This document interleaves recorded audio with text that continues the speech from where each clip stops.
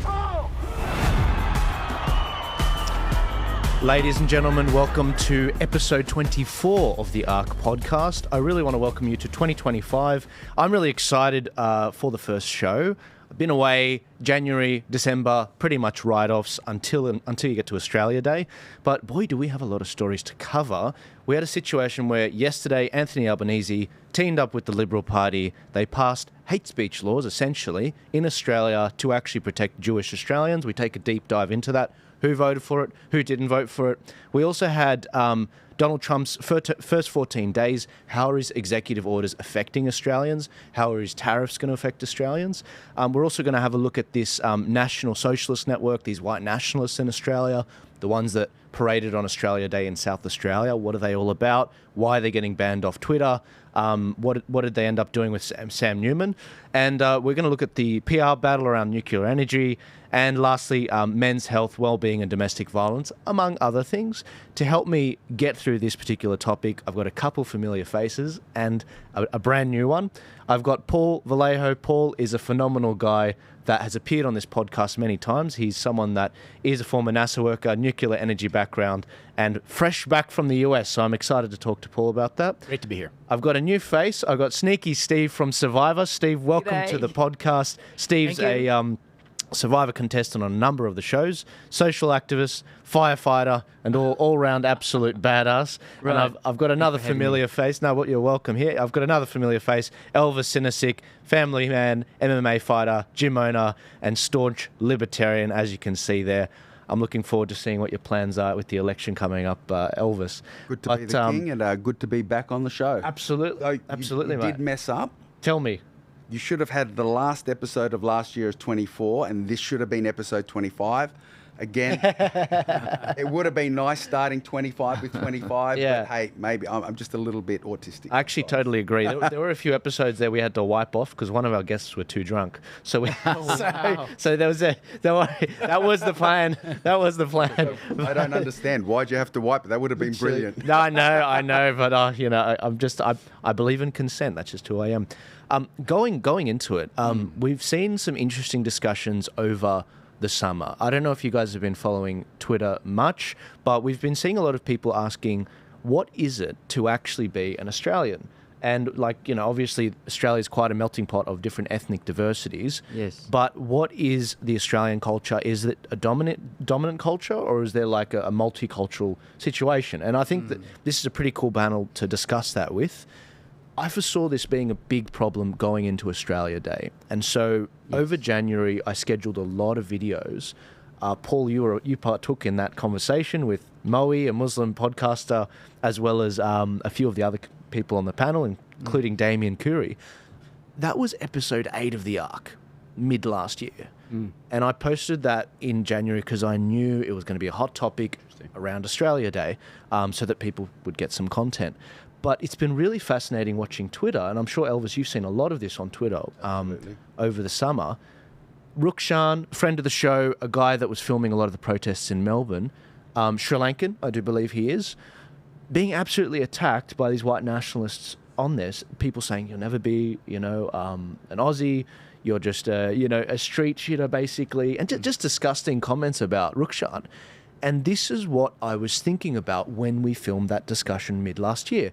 If we don't grapple with what it is to be an Australian, we need to actually work that out and articulate that. Otherwise, it's basically going to become tribalist. It's going to be what you look like rather than what you believe.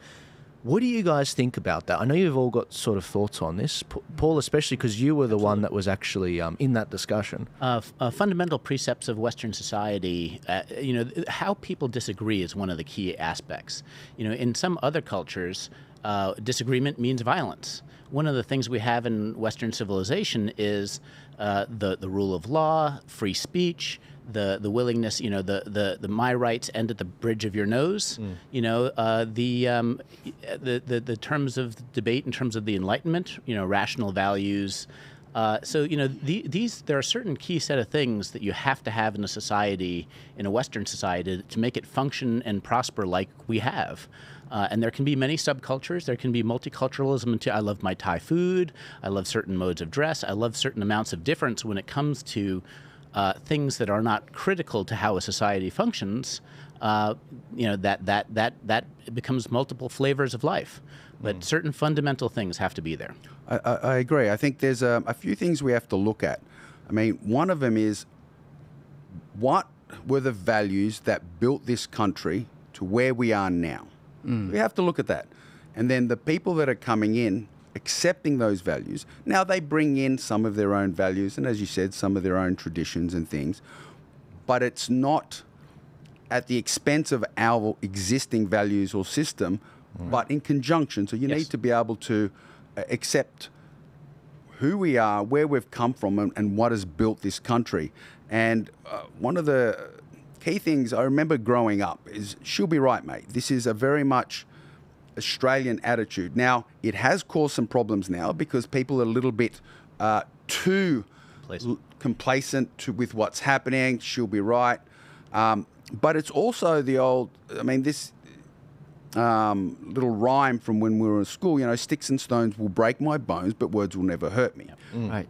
Free and open discourse. Absolutely. The ability to disagree and agree to disagree. Yep.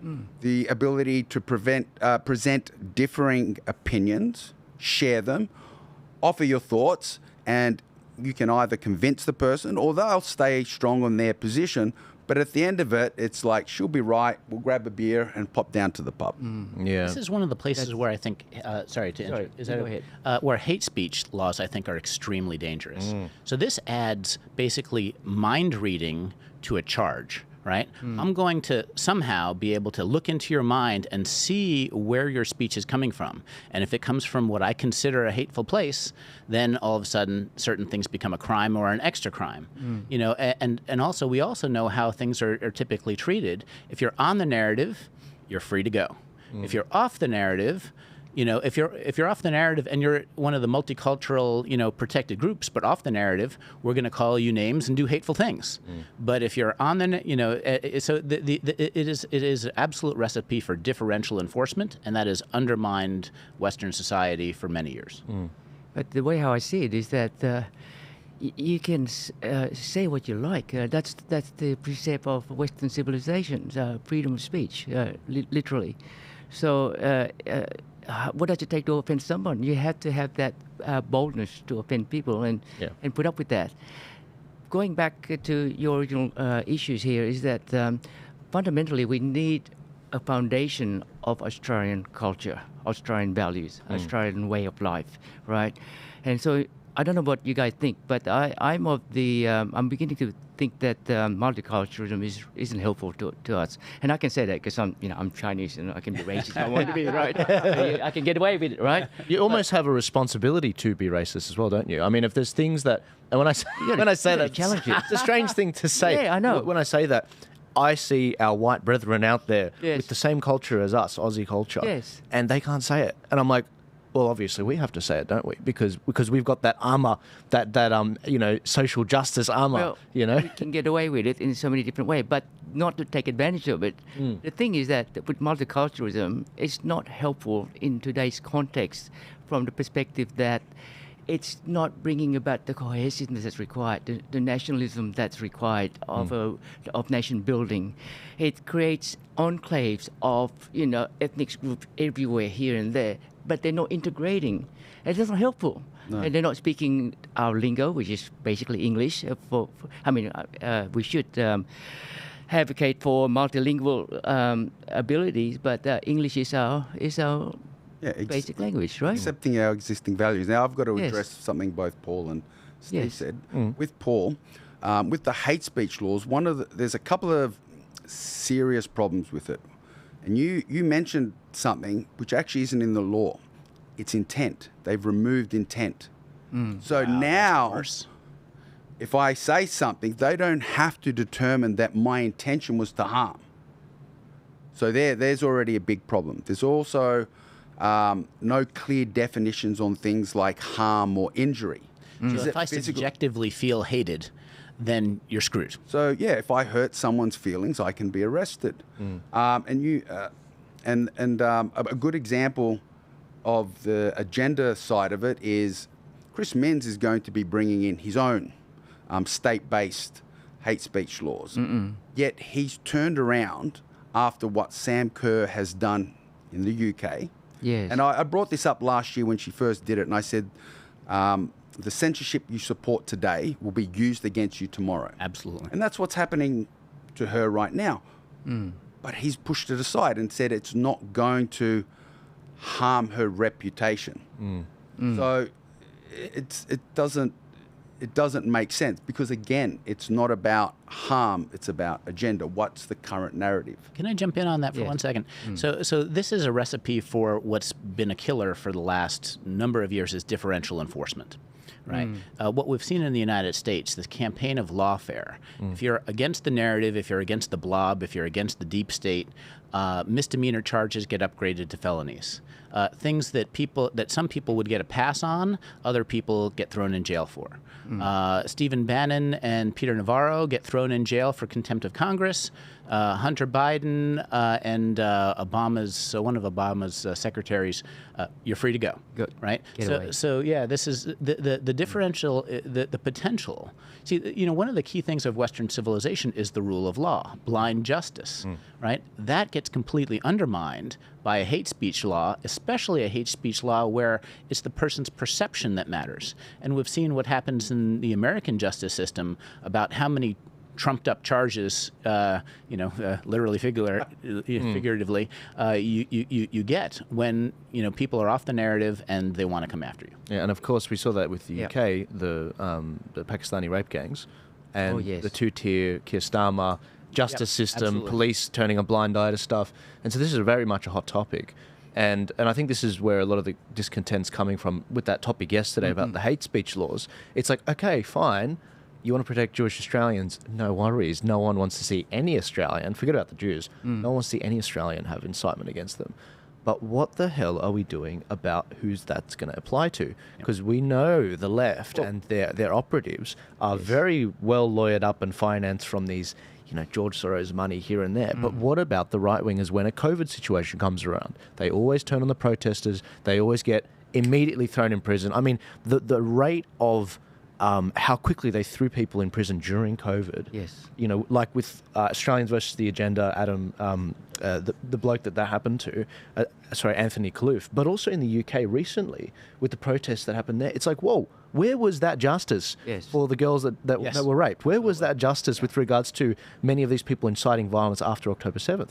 And it just leaves you with that question. The thing you have to also remember is we already have laws in place to deal with this. Like, all you have to do is strengthen the laws about crime. You don't need to censor speech. Speech is not harmful. That's right. Now, Ricky Gervais did a comment. He's fantastic. Like, he uses comedy to send a message. And he did this a few years ago, and he was talking about the fact that if I find something offensive, he goes, no, there's no such thing as offensive language. You find it offensive. Therefore, it's your problem. It's no one else's problem. Being offended is something you choose to be. The language itself is not actually offensive. And the problem will come is, okay, we're doing it now. How long before humour becomes censored as well? I mean, I think it's already happening. I think there was, in Melbourne recently, a comedian who was deplatformed because they were not providing... Sorry, mate. I'm just trying to pull this up because I think people will find it. Do you want me to pull this video up? Sure. It looks like a good one. Yeah. Sorry. What were you saying? I can go ahead. Or I can fill in whenever. Yeah. No, they got deplatformed because their humour was not appropriate or whatever. Like the actual place had no problem with it, but then people started complaining, and this is before they even got on stage. So they hadn't even done the set, and all of a sudden they're being censored. For comedy. Yes. Yeah. Did you want me to play this? No worries. Here you go, guys. Well, excuse me. I have the site. Is that one person? Some people can find them hilarious. Some people find them the least funny person in the world. And when someone says to me about another comedian, they say, "Oh, they're not funny." Even if I agree with them, I stand up and I say, "Well, you can't say that. You've got to say you don't find them funny." And I hate it when people say that joke was offensive. I say, "No, you've got to say you found it offensive." Because it's all about feelings, and feelings are personal. And there's loads of types of comedy, and comedy evolves, you know. There's a new type of comedy at the moment called woke comedy, right? No, it's very progressive, you know. There are some clubs now where the comedian has to sign a thing saying he won't say anything contentious or he won't say anything that could offend anyone. It's a safe space for the audience. Woke comedy. And I tried to watch a bit of it, and I decided I'd rather watch Louis C.K. masturbate. Can't mention him anymore. He's cancelled. Not enough to apologise and move on. You got to... Like poor Kevin Hart. See, Kevin Hart, he got the job hosting the Oscars. It was his best day ever. He was on Twitter going, oh, I've wanted to do this all my life, right? And then someone found these 10-year-old tweets, right? That they were sort of childish, sort of shitty, homophobic tweets. It was about his son. He was mucking around. He said, oh, my son's doing so-and-so. I hope he's not gay. There was a massive backlash. He went, oh, sorry, I'm not homophobic. Really sorry. He deleted them, right? And said, I'm really sorry. 10 years later, someone finds a screen grab and goes, look, he's done this. Oh, big thing. And the Oscars go, oh, you got to apologise again. He went, no, I've apologised. I can't keep apologising. And he's right. If there's no value to saying sorry and evolving, he might as well just tweet him again. That's how I deal with shit. That's the funny thing about this whole thing with comedians. They do tend to have a finger on the pulse of the culture. Yeah. And when they go after the comedians, that's when you got to be like, okay, hang on a sec. Something sinister is coming. This is one of those things where you're encouraging psychological fragility by looking for an opportunity for performative offense, right? So you say something, I want to get a leg up on you. I perform offended, whether I am or not, doesn't matter. I get a leg up on you. We're encouraging people to find fragility rather than strength. And it's bad for society. It's bad for discourse. It's bad for conversation and cohesiveness. Well, the law. Sorry, I'll just quickly say, and then you can jump back in. The law is creating subjective enforcement, not objective enforcement. Yep, absolutely. So suddenly someone's opinion becomes more important than the actual fact. Yes. And then again, that goes back to intent that I mentioned before. And that causes all sorts of problems. Sorry, back to you, Steve. I was just going to add to that, you know, in the end of the day, it begs the question, do we really need hate speech law? No. I mean, why do we have to legislate, right? I mean, the thing is that we have a society that's going woke, and that's the heart of the problem. We become less resilient to being offended and all that kind of jazz. You know, like I think we should just hang in there and be strong and be able to put up with a lot of this so-called offensive language. And put up with it. That's how it is. And that's what Jordan Peterson says, isn't it? It's like, you know, in order to think, you've got to risk being offensive and talk. Because you through talking, you think through your ideas, you put things out there, and if it's rejected and rebutted, that's great. That makes you better. That makes society better. Right. But if you close things off, it festers. And that's what I'm worried about leading into these white nationalists being banned, Thomas Sowell, and all these other guys being banned, these white nationalists from the National Socialist Network in Australia. I don't want to see them banned off Twitter. I want to know exactly what they think, and I want them to expose themselves, good or bad ideas, because if it's a good idea, maybe I'll benefit, maybe I'll learn something. If it's a bad idea, at least I know, watch out for that guy, you know? Well, that brings up 2 points. First of all, the best counter to hate speech is more speech. Absolutely. What gets rid of hate speech is an educated opinion that can break it down and show why it's foolish. Whereas when you ban that speech, as you said, it goes underground, it festers and it grows, and there's no opportunity to address it. So it gets to a point where it becomes uncontrollable. And then on your on your situation with the nationalists, like banning them, again, it's subjective. We had recent protests where the protesters had Hamas, a listed terrorist organization here in Australia. Like, it's not just Palestine, no, Hamas flags being flown, but that's perfectly legal even though it's a terrorist organisation. The National Socialists are not at this stage, as far as I'm aware, listed as terrorists, but they're being banned. But they also haven't, from what I know, I don't think they've said anything particularly bad about Australia.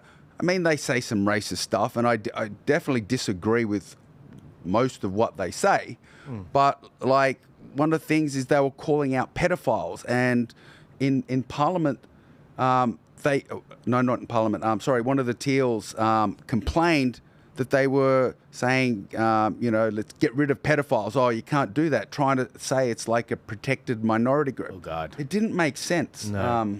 So you guys might find this interesting, going back to the facts of what it is. So in this particular article from the Sydney Morning Herald, they talk about this group, the National Socialist Network, and why they explore why were these guys actually banned. It says it's not clear if Australian agencies, including intelligence agencies, sought the bans which come at the time of heightened concern about anti-Semitic incidents and ACO's warnings about a probable terror attack driven by a mixes of twisted ideologies, including anti-government conspiracies and theories, racism, Islamist extremism, and neo-Nazism blended with social media-fueled personal grievance. The E-Safety Commissioner, Julie Imam-Grant, who, along with the coalition, raised the alarm about the neo-Nazi rise in this masthead report on Sunday, has been contacted for comment, as has the Home Affairs Tony Burke. Sorry, I just wanted to say, what is anti-government rhetoric? Does that mean the Libertarian Party is going to be listed as a terrorist organisation? We don't believe... I mean, obviously, we're not going to take down the government, but we want to reduce it, control it, take it out of our lives. Is that anti-government rhetoric? What I mean, it's that picture, because I was away for that. Are we sure those guys weren't feds? Because at this point, anytime I see masked neo-Nazis, I'm like, okay, which agency are you an informant of? No. And look, that's a great point in this particular photo. No, look, these guys. Well, I'll tell you what. Let's pay the devil his due. Well, actually, in the States, very quickly while we bring that up. So remember when they first appeared in Melbourne. They turned up on the streets, and that was the question everyone asking: are they plants? Because they didn't look like Nazis. They weren't neo-Nazis. No tattoos. They were all, fit young men. Waxed legs, which is surprising for neo-Nazis, again, masked up. And one of them actually was the son of one of the police commissioners. So, it started raising questions. It's like... And he happened to get a bank account check from USAID, right?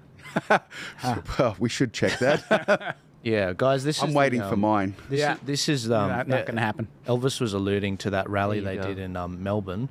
When you might remember when Moira Deeming in the left, she was campaigning with Posey Parker, the UK women's rights advocate, and this is obviously the lawsuit that John Pizzuto lost against Moira Deeming, where he defamed her and basically said she's associating with Nazis, and she wasn't. These guys rocked up uninvited, totally crashed the thing.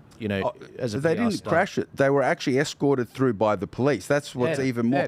It's like it was a women's rights rally, which got named an anti-trans rally, and then the neo-Nazis turned up, were escorted through, so it became a neo-Nazi rally, and so they were able to turn the narrative all the way around. I mean, nothing suspicious about that. It was so obvious what was happening is that the government there wanted to discredit that rally, which was just about giving women their rights and bringing back, sex-based rights. Yeah. So no, look. In terms of paying the devil his due, because you're saying, feds. In Australia, politics is a little less interesting. I'd like to think that it is within the power of evil to do something like a false flag sort of controlled sort of opposition thing like that. I totally think it's possible. I think it's less likely because in Australia, everything is so stacked already, they don't have to. Yeah. And when you go to that extent, it means you're willing to, you need it to get across the line. Whereas if you already have the thing snookered, why would you risk it? Because the more you escalate the tactics you use, the higher chance you have of exposing the power you have over the system. But with that said, if I was to do this as a false flag thing, I would pay off just a few of these guys at the top, these guys like Joel Davis and a few of these other guys, which I'm not saying is happening. I'm not saying that's happening, and I don't think that's happening. But I would pay a few of them off, get a whole bunch of these white, dispossessed guys that are frustrated with the system. Fair enough. Okay, totally get it. And then do this sort of stuff. Yeah, we're going to go out there to get the media attention and this and that. I think that it is, from all angles, a stupid thing to do. obviously. From an American background, it's come out too many times. The kidnapping of attempt on Gretman Whitmer, where the FBI had all kinds of plants, trying to egg people on to do things that they otherwise wouldn't have done, and how they ran with that case.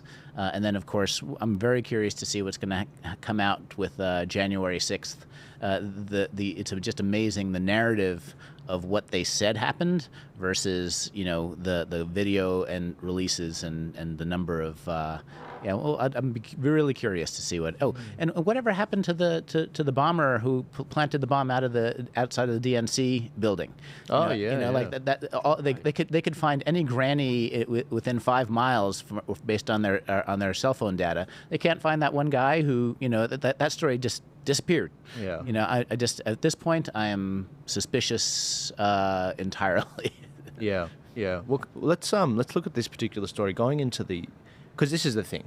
What is the actual effect of all of this stuff? Right or wrong, false flag or not, which direction is this going? And this is what I talked about this week in a video I put out. It's leading to greater government, greater surveillance, less freedom, less opportunities to actually speak out about things. Nanny state. And that's the problem I see. Goal. So now that this sort of bedrock of things, attacks, and by the way, a lot of these anti-Semitic attacks that are happening in Australia, I haven't seen the conclusion of them.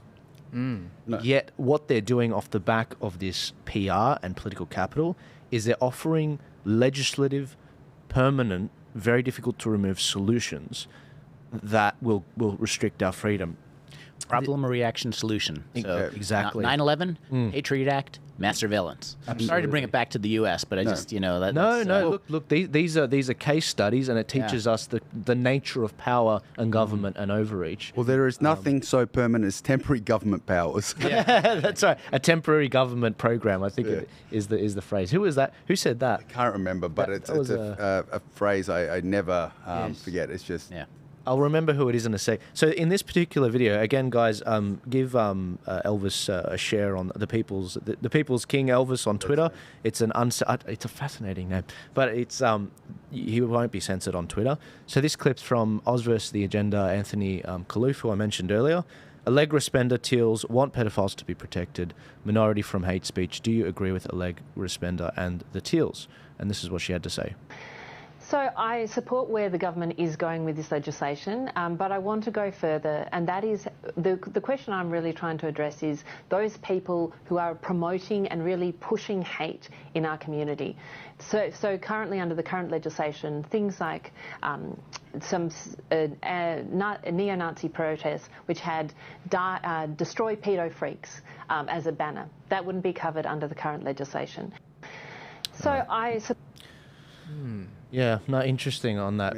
Is that the worst thing that they said in that rally? I mean, like, why is that the first thing that comes to your mind? Like that, for myself, that'd be the last thing. Even if I supported this sort of legislation, it'd be the last thing I'd want to bring up. It was mind-boggling for me. Yeah. Yeah, I was just looking at, speaking about that bill, because obviously there was a major vote yesterday on this. The lower house, it was very clear. Liberal Labor, they teamed up. Yep. They wanted to pass this hate speech amendment bill to amend the act. And the government there basically was like, we are going to guillotine debate, meaning we will not actually allow proper debate over a day or two or more to actually hold this debate. They just rammed it through. In the lower house, 117, I do believe, votes for it. Most of the Libs, mostly Labor. Yep. Yeah, mate. Can I ask a question? So I was away for this, but of course, the party that's supposed to be standing up for values like freedom and free speech, was actually they were the guardians and stood up strong and tall against this, and they blocked it. Is that what happened when I was away? Pretty much. That's not what happened, mate. Well, no, this is one of the things that you see happening is these censorship laws come up. One gets passed. One gets dropped, one gets passed, but they slowly, incrementally continue to build. Like this, I mean, I mentioned the hate speech laws a while back, and then it literally came out of nowhere. The vote was just like suddenly, boom, let's do it, let's pass it. After the the disinformation bill got stopped last year, then suddenly this is on the forefront, and it's gone through the lower and upper house, and and back again. It was crazy. And again, it's just, I mean, the Liberal Party talk about being, fighting for free speech, and yet, they'll do something that says, oh, look, we now oppose the disinformation bill because so many people were suddenly up in arms against it. But, the hate speech law, because people go, well, yeah, no, you shouldn't be saying stuff like that. They're like, well, maybe the majority are behind us. Maybe we can pass it. But then while they're doing it, they slip in things like mandatory sentencing for symbols and actions. So now hurt feelings become something that gives you a mandatory sentence of 1 year in jail. It's like, what? I upset someone. So, and again, no intent. You don't have to have meant to hurt anyone, but you did. You hurt someone's feelings. Don't worry, that won't be abused. No, of course not. I mean, when has the government ever abused its powers? No, not at all. Guys, this is so there were a few senators that actually did vote on this particular bill in support, to many people's surprise. One of the fascinating things, I love that Anthony Kloof, Oz vs. the Agenda, has been doing these live streams of the actual bills and the votes as they happen. He does these really long, hours-long live streams. One of the more, I have to say, entertaining things about this stream was Anthony checked like 5 to 10 times if the voting record was correct. Because obviously a big supporter of his was Senator Matt Canavan during the misinformation bill fight. And Anthony checked about 10 times. This has got to be wrong. Matt Canavan, surely he didn't vote in support of the this hate speech bill, basically amendment. Well, he actually called it out right before the vote. Like he called out the bill. Yeah. And then voted for it. I think I posted on his thing. Yeah. But why did you vote for it? Yeah. And he said called out. Did he call out help? I'm under duress? Is that what he said? No. Look, he actually did. And look, he put this post out. I think this was today or the last thing last night. And he explains a bit of his reasoning around it, which I wanted to give a bit of context on that. He said, I was disappointed. It was a disappointing day to not have a proper debate on the government hate speech law. So the debate was gagged after only an hour or so. My concern with the laws is that they could give rise to prosecutions where incitement to violence was not of a physical nature. And by the way, this is his tweet, guys. Oh, yeah, that's where I said about the definition. I moved an amendment that would have clarified that. My amendment was not supported. However, the minister did specify that the laws would only extend to physical force or violence against a group or a person or group.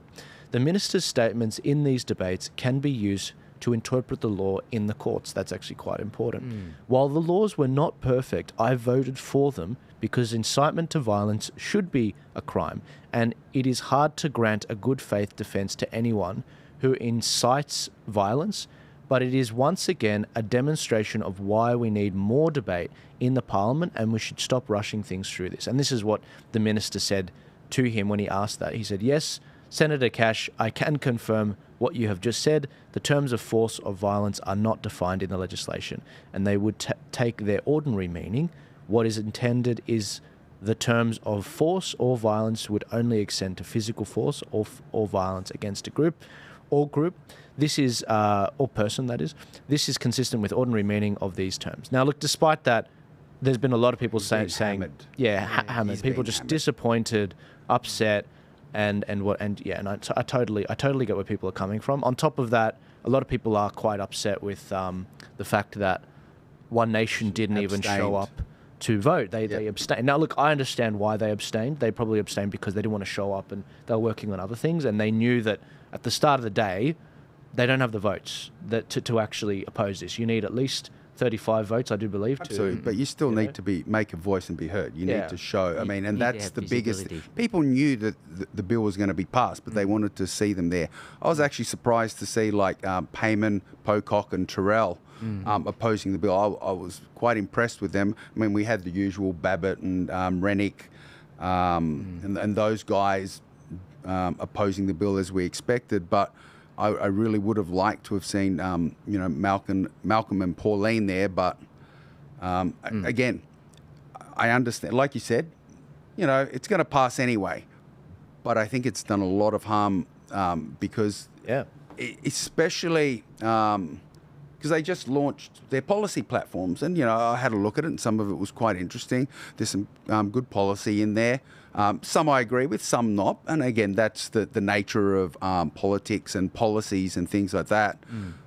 But it was completely overshadowed by them not showing up, and their whole policy posts have people saying, "But why? We elected you. You should have been there. Our voices needed to be heard in that chamber." So they're going to have to do something serious to get people's confidence back. Yeah, and then this was frustrating to me because, and I think Anthony Cliff made this point in one of the comments. He said, to Senator Malcolm Roberts, because this is what's crazy about this. I don't like seeing mum and dad fight. It's terrible, But we are seeing these freedom senators, as we get closer to the election, start to compete for votes, especially in Queensland, because you've got Malcolm Roberts, Gerard Rennick, both running, and it's unlikely they both get up. Only one gets up. And so Gerard Rennick made a video yesterday saying that Malcolm Roberts actually supported this bill. He actually didn't. He just didn't show up to vote against it. No, I think he was referring to, because it ended up, he supported the, what do you call it? He opposed the guillotine motion so that it would enable debate. Yep. But he didn't actually show up for the vote. He abstained, He abstained. Right. Now, look, this is the problem. To someone like me, we're doing election projects, and one of them is where you put your address in and it tells you your Member of Parliament's voting record. Now, this is not going to look good when we put our votes out. If you just pull this up, Rami, on the desk. So this is what we did for Victoria when their state election was on. This is obviously Dan Andrews, everyone's favourite premier in Victoria. It has the voting record of how they voted on certain bills, like the permanent pandemic legislation, which would have enabled Dan Andrews to suspend elections.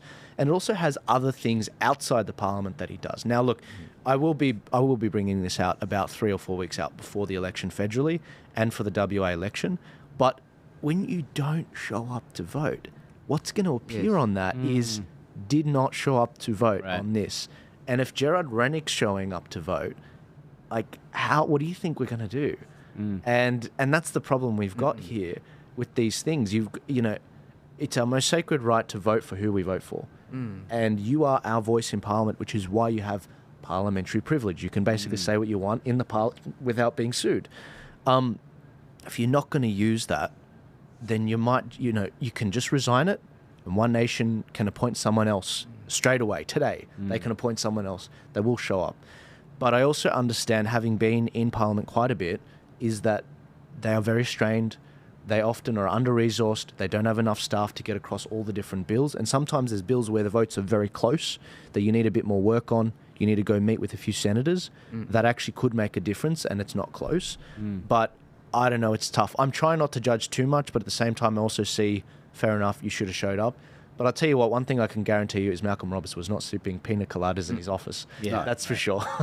But anyways, guys, let me know what you think. Yeah, saying all that, look, I have a great deal of respect for everything Pauline and Malcolm have achieved over the years. They've been stalwarts in the freedom movement. They've done a great job bringing attention to many issues and stuff. It's bad timing. And it was a bad mistake to make at this time as well, especially with the election coming up.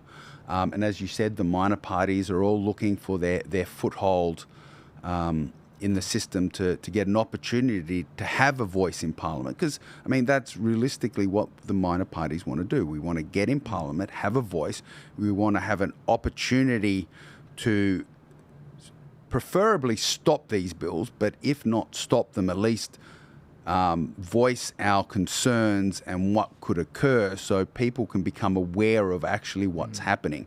And when you kind of step back and don't do that, you're taking those opportunities away from people that would do that. And Malcolm has done that many times before, and so have Pauline. So they should understand the value of that as well. Yeah, Steve, what do you reckon about all this? It's a lot. It is a lot. It is. But it's something that need to be said in today's context. Truly, it's just going back fundamentally about freedom, a freedom-loving nation, and it's just being eroded away. And this is just one perfect example of how it's going haywire and being hijacked by vested interests. I don't like it. No. Yeah, I wanted to circle back to I made a comment there about basically what's going on in Queensland, and you know this, Paul. I've been warning about this for some time now. Gerard Rennick and Malcolm Roberts. Gerard Rennick, of course, being he used to be in the Liberals. He was shafted from the Liberals because Liberals stacked the vote and the rules against him. There was a very close vote between delegates in Queensland, where the factions of the left, essentially the Wets we call them, they ended up stacking the rules and not taking a proper role. They didn't take proxy votes in support of Gerard Rennick, like from Peter Dutton. He wanted to vote for Gerard Rennick, but his vote wasn't counted. Wow. Whereas proxy votes from people like David Littleproud were counted, and he voted for the other guy. So Gerard lost that. He tried to go to the courts. Which cost him hundreds of thousands of dollars in legal fees. The court said it's not justiciable, essentially. We're not going to get involved in party matters. This is a party matter, which basically means the parties are a law unto themselves, and the courts will not act as a referee, which I think I disagree with. If there's a party constitution, it should be interpreted. So he's kicked out. He has started a party, the People's Well, he wasn't First kicked Party. out. He lost his lead Senate spot. That's right. And then he left to form. That's right. Yeah. So he lost pre-selection, meaning when in the lead up to an election, members and delegates, they vote for who's going to run in a seat or for the Senate ticket. They gave him an unwinnable spot, essentially, which is the fourth spot. And the problem with that is because he hasn't actually secured any pre-selection at all with that, he was like, well, then why am I staying in this party after he has the biggest following in the Liberal Party in the country? He was betrayed, and then he left. They didn't kick him out. They showed him the door, and he walked out. This is what I don't understand. Is like the court stated it was a party decision, and they're not going to step into it.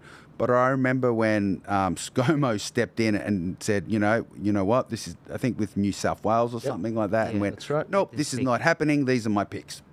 Captain's picks. Captain's picks. Captain's picks. So That's a complicated one. Why can't Dutton step in? If he doesn't want to be that authoritarian and say, well, Rennick's my pick, I want him here. He's saying, let's do it again and let's do it properly. And I will put people in who are going to ensure that everything is followed correctly. He has the power to do it. It's fascinating. It's actually, he doesn't have the power. It's a little bit complicated what happened in 2022, and it's also somewhat irrelevant to the audience. Okay. But to the nerds out there, what happened was when they do pick the candidates for different areas, the Prime Minister has a representative that represents him in that. So in the lead up to the 2022 election, a guy called Alex Hawke, who was a big factional guy, and he also happens to be one of the seats that needed to be picked. He wasn't turning up to these meetings, running down the clock, and this is what Alan Jones said at the time. Intentionally. He ran down the clock intentionally. There were 13 seats that needed to be picked, and because we didn't have a candidate, we're going into an election, there's no candidate, they're not out there campaigning, and what ended up happening was they were like, oh, it's too last minute, we've run out of time, quick, we have to do captain's picks. And that's where they basically burned the constitution. The members didn't get a vote. They picked 13 of those seats, and only 12 of them won out of these 13 seats, and they mainly picked women, which I got nothing wrong with women. I'm a huge fan of Margaret Thatcher, but the problem is when you pick someone the members in those areas don't want, those members won't show up to campaign. They're not grassroots picked candidates. Right. And on top of that, it just shows that you show disdain for those members in those areas and a lack of respect. So what ended up happening, they all lost those seats. Alex Hawke got pre-selected in his seat, which was looking a bit tenuous. And as a result, Liberal Party lost government, essentially. Now, Matthew Kamanzuli, who was a member of the state executive in the Liberal Party in New South Wales. He's running McMahon as an independent. McMahon. Good luck, so you'll hear from him soon. Matthew? So what ended up happening with him was he was on the executive, tried to take the party to court for a number of different reasons. And the courts said it's not justiciable. We will not get involved in party matters. And so when I saw what happened with Rennick in Queensland, I said, I know where this is going to go. Same thing. The same thing, and I think they know that. Yeah. So now, going back to it, Rennick versus Roberts, The problem is the combined freedom vote in Queensland, it's the highest in the country. It's about 18%.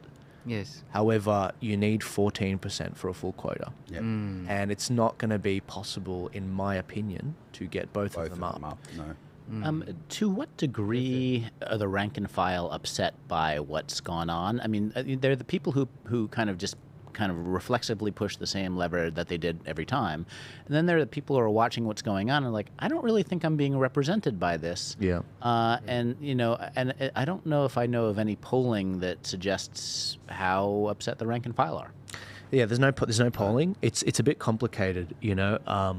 The rank and file aren't showing up in large part to these votes, and that means those that do show up, particularly the left, Have outsized. Yeah, pretty much. Now the problem is, on top of that, people that vote Liberal at these elections, and God bless them, you know, I don't vote them as first, but God bless them, a lot of them that want to become members get so heavily scrutinised, even their Facebook pages.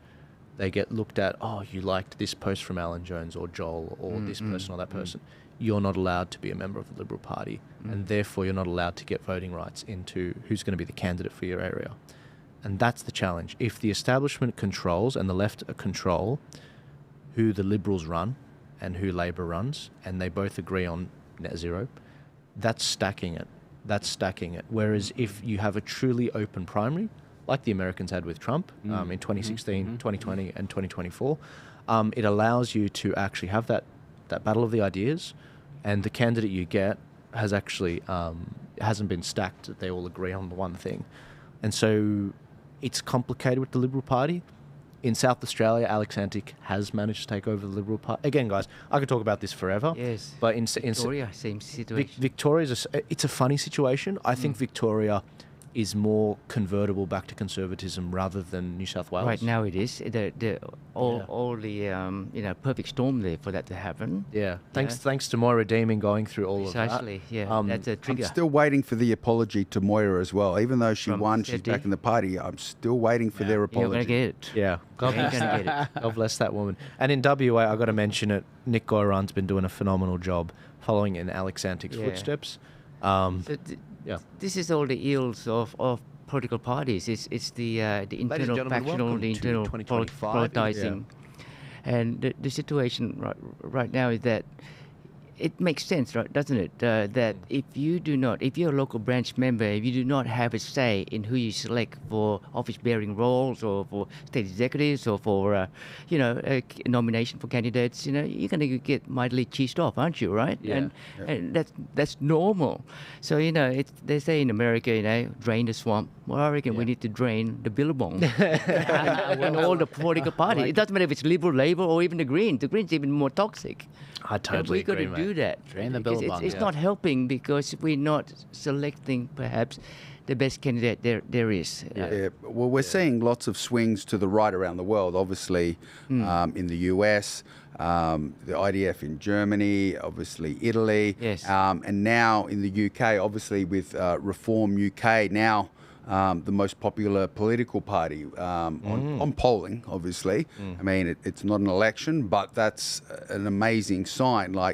And my biggest concern here is that most people still think the Liberal Party is the only real conservative option we have here. So, Yeah. The reality is that they're a broad church, as they say. They're a broad church. But how broad is a church before you lose your principle? Yeah. They're a broad billabong. Very broad. Yeah. Very broad billabong. Yeah. Paul just wanted to use that word. He I just, love that. I love that phrase. Drain the billabong. I drain love the it. billabong. There's some great graphics online about that. But no, I totally agree, mate. Like, how broad is this church before you have a female lecturing Trump as the reverend of the Anglican Church? That was so bizarre. Paul, how did you feel about that? Well, one of the things, I'm not so concerned about a broad church. What I'm concerned about sort of is the deep state swamp nature of the whole thing. Yes. It's to say it's a broad church, you'd think it's around a certain set of principles, but it's not. So I guess if it was truly a broad church, based on a fundamental set of principles, I'd be like, fine. But this is uniparty, swampy. We begin today's show. I'm sorry, guys. No. I'm just looking at this video. well, no, it's funny. There was actually a video that came out Yeah, mate. a few weeks ago, and it was the Liberal Party talking about their values. Yes. And people looking at it going, are you serious? Like, it was talking about their traditional values, none of which They're standing they actually stand for and follow. And that video, like, it got backlash, has disappeared. I tried to find it again, but I haven't been able to track it how long down. it will take for the kind of abused stepchild to rise up and say, I'm really tired of not being represented by the people running the show here. I don't know what it's going to take. We're seeing it. It's just more of a trickle effect rather than a dam bursting type effect. Yeah. I think the US was a dam effect, whereas we're getting the trickle effect. So it's taken a while longer. And I think what's really interesting, and obviously, a lot of what happens in the US trickles over to here as well. Yes. I think what's really interesting is had Trump won in 2020, let's not even argue whether it was stolen or not. Had he won in 2020, he would not be able to have achieved any of the things that he's doing now. Yes. I think there's And his term would be over, and he would just be 45, 46. And it's like, yeah, he was a good president, maybe improved the economy. But the fact that he didn't win the election, I won't say he lost, he didn't win that election.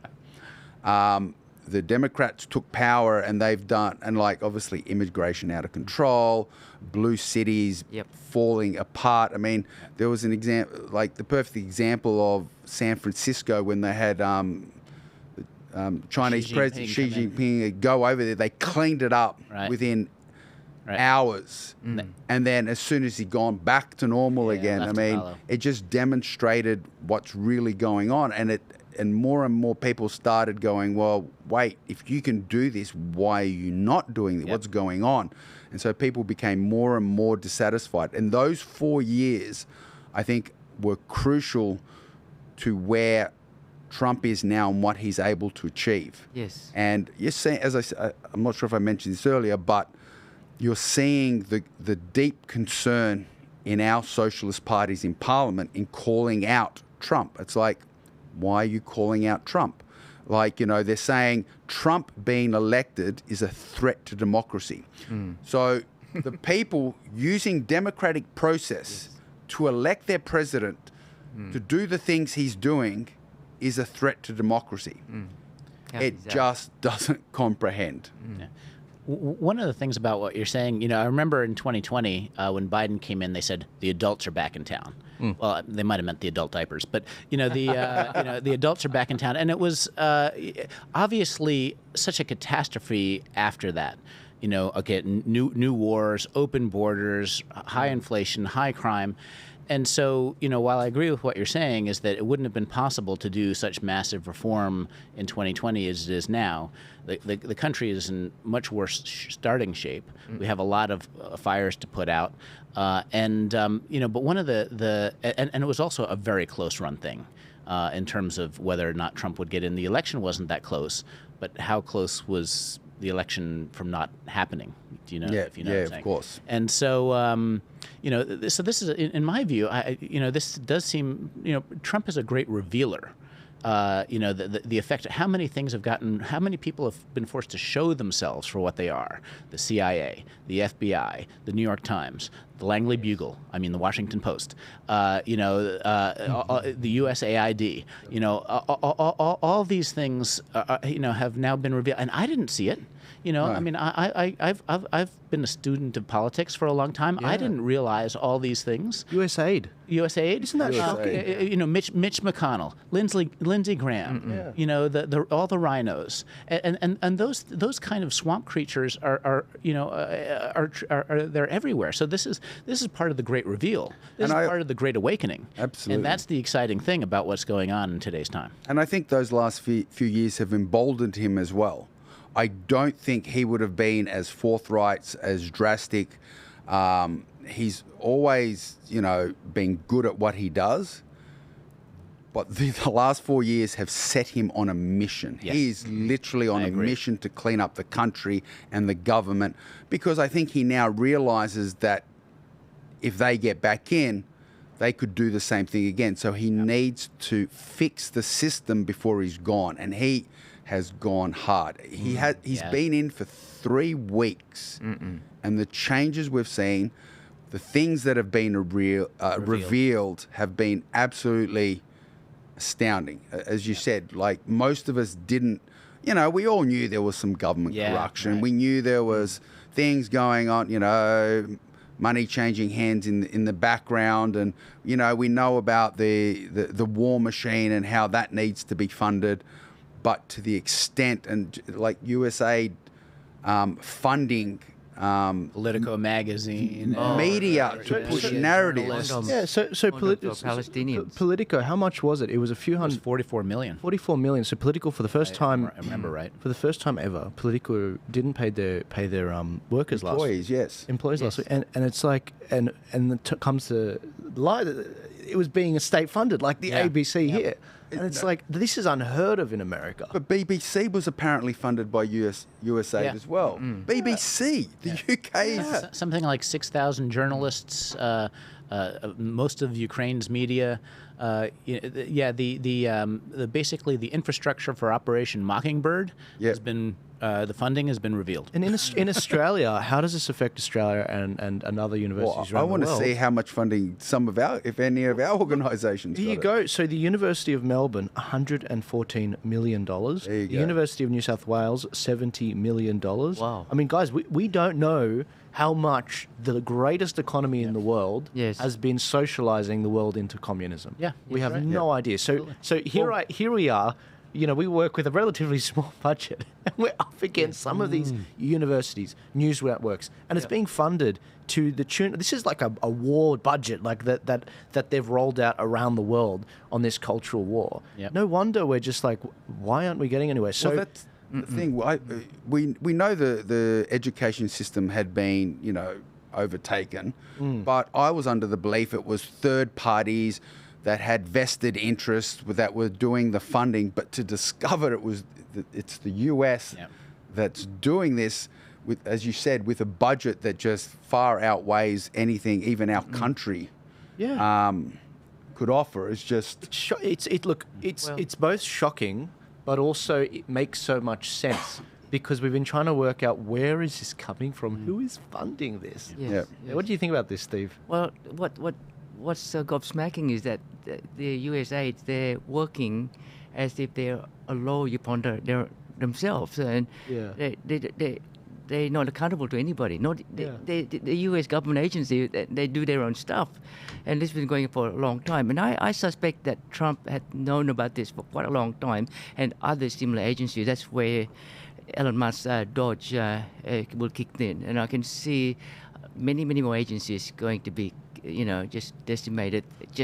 I've got to slip in. I'm just excited for the IRS to be audited by Doge. Well, they have to be. Apparently that's next. I'm not sure if they've started or if it's next, but that's going to be interesting. Yes. So, we talked about differential enforcement earlier. When it comes to hate crime, same thing with debanking. If you're on the narrative, you don't get debanked. Nigel Farage got debanked. Apparently, Melania Trump and Barron Trump got debanked. Then it comes to the IRS. The audits. So this opportunity for differential enforcement, and this isn't the U.S. This is silos of the U.S. government that are run by some, I don't know whether it's cabal, spirit, or what. That they're actually running this behind the scenes. Well, it's funny. That happened to me. I know I'm not to any of that sort of degree, but during COVID, we were giving, by the state, COVID assistance for our businesses. I've never heard of anyone else, but I got audited by the New South Wales state government. Wow. And I believe it's because I'd been extremely active and vocal on social media. And then I was forced to pay back my COVID government assistance, like not, like $100,000 for the business or you personally? For the business. Oh, geez. Right. That didn't happen to other people in similar. I've never heard of anyone else getting audited for this. I mean, maybe they have. I'm sure they've probably done some, but like I know, obviously in the small business community, a lot of small business people. Never heard of anyone else getting audited for this. That's insane. Have you seen the Instagram ATO's Instagram profile? Oh, yeah, I posted about why the heck does the ATO have an Instagram page? We don't want to know. We don't want to see you dancing. We don't want to see, like, what are you going to achieve? You're taking our money. You're already taking money that we earn and we don't want to give away, and you're using it to promote yourselves. So we want to give you more money? Yeah, here you go. This is their profile, guys. If you want to... You have to put it up. You want to cringe? Just here you go. We're back. The ATO? Yeah, sorry. Back. Yeah, sorry, give me a sec. Okay, guys, we're back. Did you miss us? Because we missed you. Well, I'll be honest, if my tax dollars are paying for cat videos, I might be all right with that. Are there any good cat videos on there? Yeah, here you go.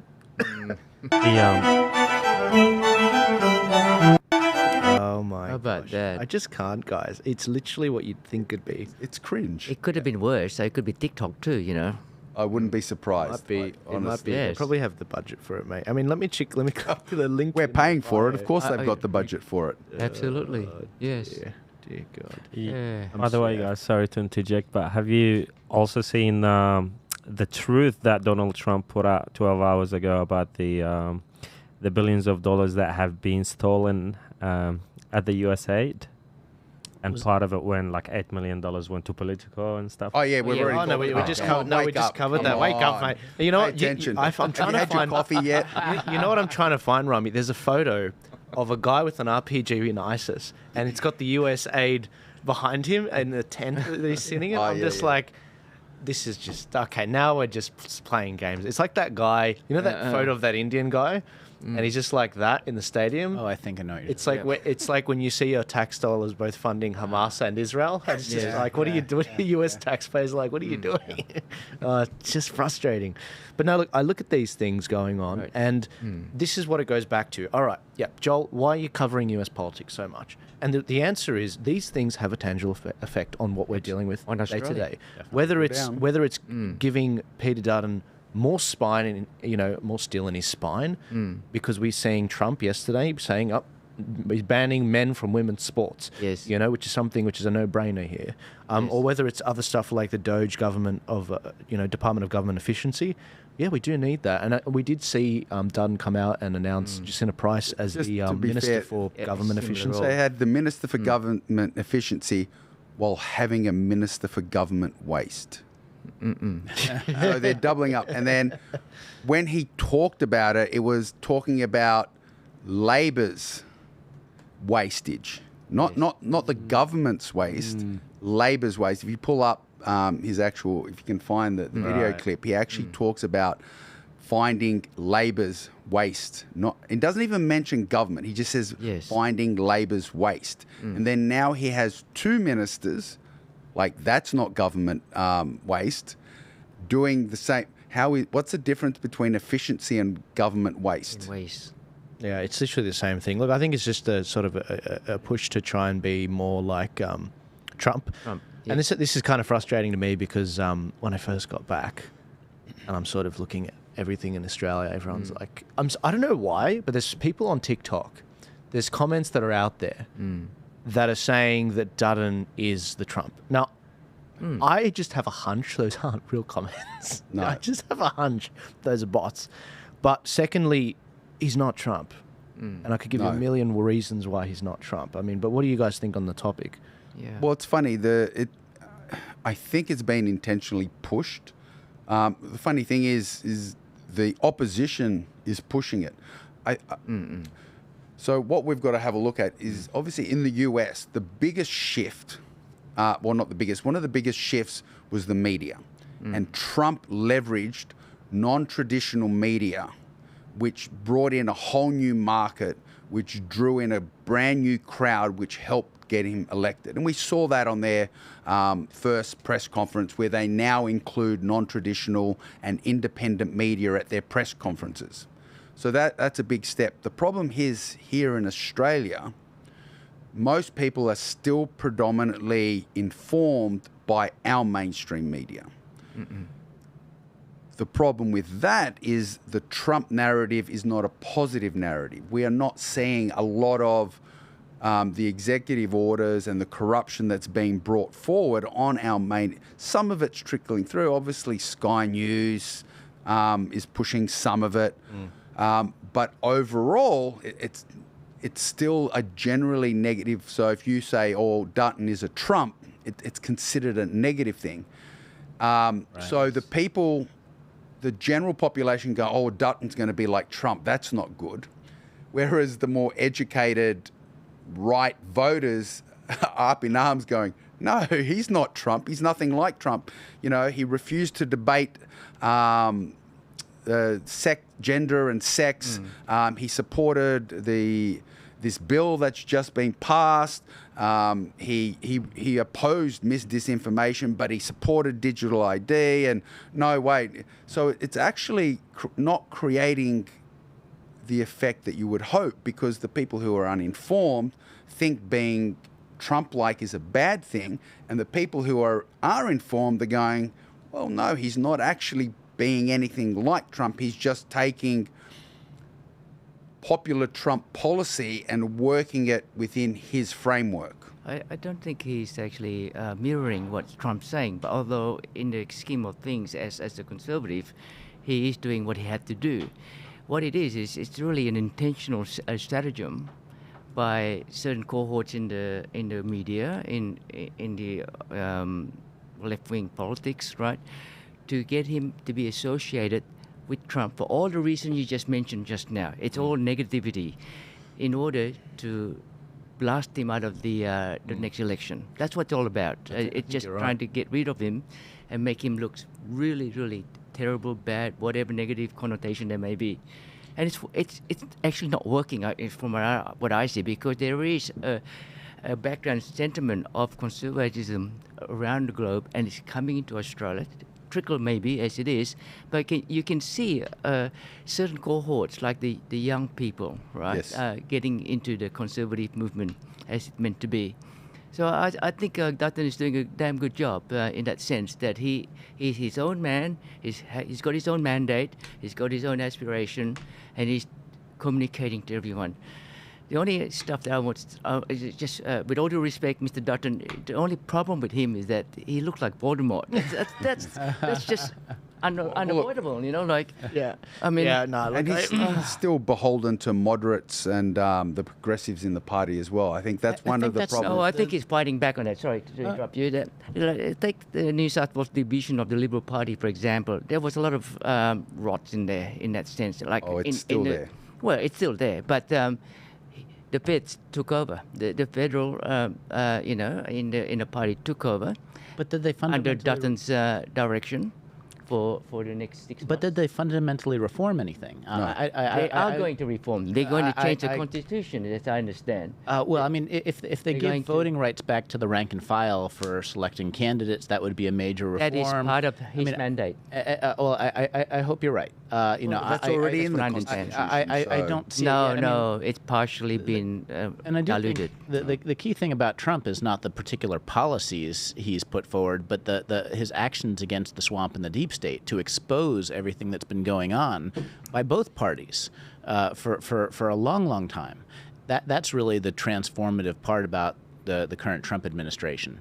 What he is, because the Rhino, the neocon party of 2020, 2016, those people are being forced out. And so that purge of sort of the uniparty deep state swamp is something that Australia, I would say, desperately needs. And I would like to think Dutton's the guy, but I don't see it. Yeah, again, I like Dutton. I do like him. I just think that he's unfortunately not commanding the broad church. It's people in the broad church, in the factions, that are commanding it. And it's similar to what happened with Dom Perrottet in New South Wales during COVID, when he took over after Gladys Berejiklian. When you take over as Premier, before you do, there's a negotiation between the factional leaders. Yes. Including Matt Keane and including the other factional leaders in there and Dom Perrottet. And what happened was they were basically like, all right, Dom, you're going to be the Premier, but your cabinet's going to be full of left-wingers, basically, that are in the Liberal Party. Or what you can do is we can make Matt Keane the Premier, but you can have a lot more people in the cabinet. Yes. So he obviously opted to be the leader. Now, these discussions happen, so when I see Dutton as the leader, I am like, okay, his cabinet, I think it's full of left-wingers. I think the people calling the shots and the policy on what they run on is very left-wing. And so, look, that's giving the devil his due. But at the end of the day, I feel like he's still falling short of the mark. I don't think he's a Trump, even if he does these veneer things like the Department of Government Efficiency. Yep. But, man, I hear what you're saying. I hear what you're saying with the change to come with the Constitution and all of that. But let's not forget, the federal intervention happened mid to, September last year. It was a while ago, maybe even mid last year. And it was because a lot of these pre-selections weren't getting done. Yes. They've had it for at least 6 months, and there's still seats that haven't been done, like I think Port Macquarie. And I think the obviously government, the local council elections played a big part in that as well when they stuffed that up. Yeah, when they stuffed up, what was it? That was the 120 candidate sheets didn't go in. Yeah. 26 of which were sitting councillors and mayors. But in Port Macquarie, they still haven't pre-selected a candidate. This article is literally out 4 hours ago. Yeah. They're like, oh, these are the two guys that are vying to become the guy that the candidate there. In Chris Bowen's seat of McMahon, they haven't selected a candidate yet. And so the Liberals, and Matthew will be happy I with think that. it's a bit. yeah, exactly. This He's helps campaigning hard at the moment. But just like it helped the Libertarians, the Liberals dragging their feet on pre-selection sheets, it'll help Kamanzuli if he chooses to pursue that in McMahon. And I'm seeing that in Victoria. There's 3 seats in Victoria that haven't pre-selected yet. And that's why I worry. I'm like, okay, you've pulled like the DEFCON 5 tool, which is a federal intervention, meaning you're running over a whole bunch of issues in the Constitution when you do that. And it's still not done. I mean, Albo could have called the election in early March. He could have. A lot of people were expecting it. I was expecting that. Liberal would be. And they would have been stuffed. Yeah. They would have been totally stuffed. In fact, I had the word to the Libertarians. Libertarians actually listen. I was talking to the Libertarians in December, and they were like, yeah, we're going to hold the pre-selection in March for Craig Kelly and some of these candidates in February. And I said to them, guys, the election could be in March. Like, you need to get this done now. And they actually did listen. They got the job done.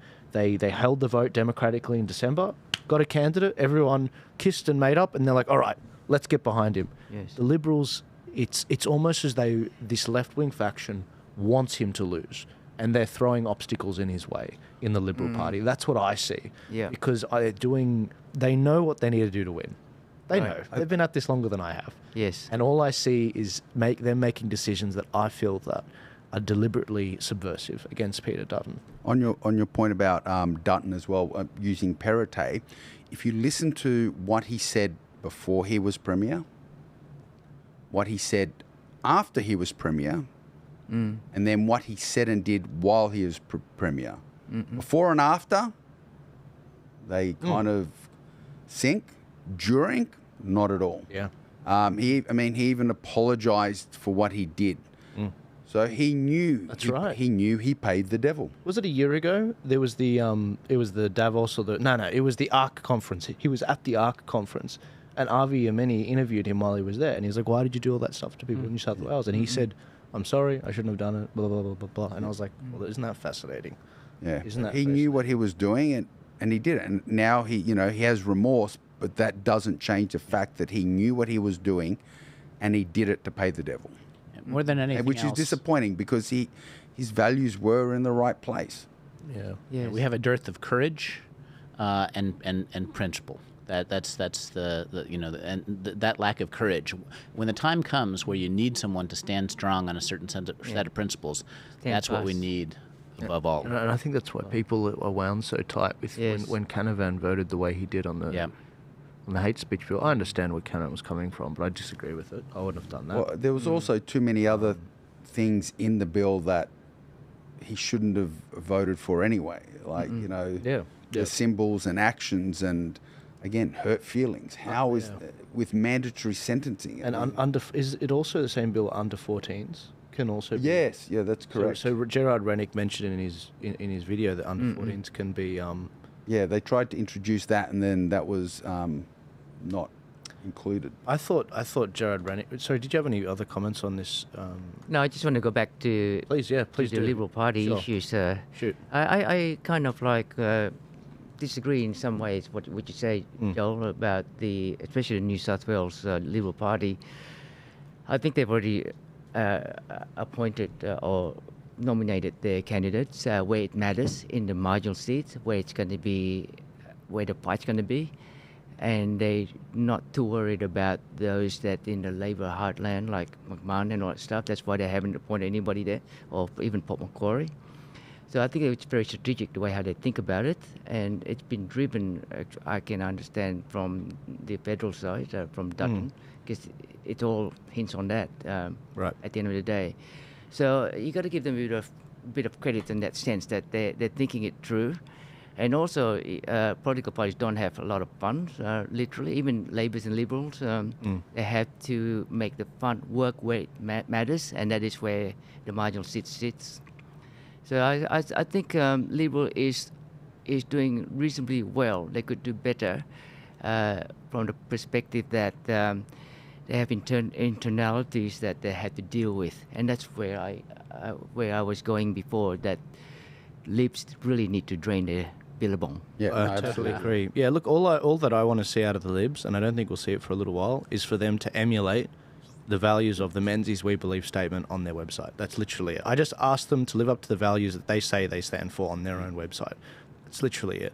And so look, the great thing about this, Steve, is time will reveal everything. Yes. And we will see in the next few months exactly what happened, because what's going to happen inevitably with the Liberals, if they do the way I expect them to do, is there's going to be a lot of blame game, and a lot of the truth's going to come to light about what's happened and how it's happened. But speaking about it, in terms of the strategy, and we've talked about this extensively, the map I gifted you with the... Yes. That pendulum that's there is based off the pendulum which shows you the two-party preferred count. The voice referendum. That one's not based off the voice referendum. That one's actually based off the something different. That one's based off the two-party preferred count. So when I see. Yes. So when all that you're left with is two parties, being usually Labor and Liberal, that count is what you have. So if it says 53% Labor, means Labor won that by 3%. Yes. Now, look, if you look at that pendulum, you're absolutely right. The seats that the Liberals have primarily focused on are the marginal seats where that percentage is low, including many of the teal seats. But and sorry guys, this is the pendulum I'm talking about on this. You've got to get to New South Wales. Yeah, it's a little bit slow because it's a very high detailed PDF. PDF. There we go. So this pendulum on the left here, it shows you all the most marginal seats with regards to the two-party preferred count. Yes. Now, that count, you're right, they did secure a lot of the seats that are most marginal, including a lot of the teal seats in New South Wales. However, we've talked about this, that pendulum should be thrown out because it's not based off how people voted in the voice. So a seat like McMahon... Let's stick with McMahon. Can you just zoom it in? Yeah, sure. McMahon... I'd really like to talk about that. McMahon being a seat that doesn't have a candidate yet, even this week, doesn't yet have a candidate. The idea that that seat voted 65% no, 66% no. Right. Wow. But it's not being targeted because it's a safe Labor seat, 60% Labor. I would wish, all I have to point at is Di Lee. Yes. She won that seat in the last election. It was similarly a safer seat than McMahon. It was actually 65% Labor, 17% Labor, I do believe. Yet she managed to flip it because she fundamentally understood before the voice that people there are conservative. And my concern is that the Liberal Party... And I will say... They got all their pre-selections done for North Sydney and for these teal seats and for Warringah. They're all done now. Oh, yeah, they're ready to go. But these are 60% yes voting areas. Yep. It's like, you guys are going to lose that. I'll put the house on it. This is where you're 100% on that button. You really are. And this is where the Liberals are very short-sighted in so many different ways. If you if they forsake the Labour heartland without thinking about the composition of that constituents, like, you know, we're talking about McMahon alone, there's a lot of conservatives there in terms of religion, like Islam, Muslims, you know, and Catholics are there, and there's a lot there from the Assyrians. Yes, Assyrian in particular. They're very strong there, right? They don't look at that other array of data, which is what happened during the voice referendum, and it just beguiled me that they're not thinking in that kind of sense. If they were smarter, with all due respect, they would put a strong candidate there. Yeah. They would in McMahon, and they can beat Chris Bowen, even though it's a 9.4% swing. Yeah, Mate, it's possible. we want the same things. We want the Liberals to be held to what their values are on their website. We want them to campaign better, and we want them to actually do what they campaign on. Yes. But they're unfortunately not doing that, and it's all out of it's like with your son. You know, you tell them these things out of love. Don't put your hand on that stove; you'll burn yourself, my love. That's genuinely where it's coming from. And so my criticisms are one of out of love, a position of love. I'm not saying, you know, I want Peter Dutton to win, absolutely, because at the end of the day, Pauline Hanson will not form government. She's, you know, her candidate, Malcolm Roberts, is running for the Senate, and you can't be the Prime Minister from the Senate. It's just not possible. Do you think there's a chance he won't run? Who? Malcolm. No, he will run. He will. I believe, 100% he's going to run. That's why he wouldn't he's being attacked. Switch to the lower house, do you reckon? No. And he shouldn't. Wouldn't make sense. And he shouldn't. And that's the thing. The reason they do this, and the reason why all minor parties primarily target the Senate, is because if you can control the balance of power in the Senate, you can.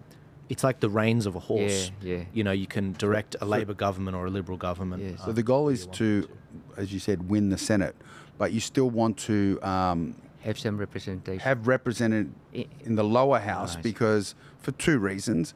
One, your how to votes go out, and so that way you can preference your Senate option, but you also want to try and win those seats. It's not just about sticking someone in the seat for the sake of sticking him in the seat. It's about putting them in there and working towards it, because the long-term goal should be is we win these Senate seats. Yes.